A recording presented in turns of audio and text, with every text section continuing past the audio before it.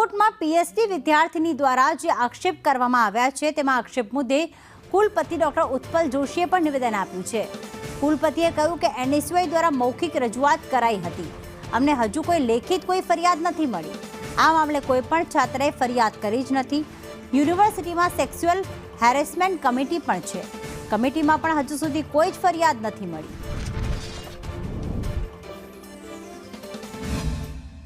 कोईपण प्रश्नों જ્યારે ઉપસ્થિત થતા હોય છે ફિમેલના જે કોઈ હેરેસમેન્ટ કે એ પ્રકારના, તો એ વિમેન ડેવલપમેન્ટ સેલ થ્રુ એની રજૂઆત થતી હોય છે।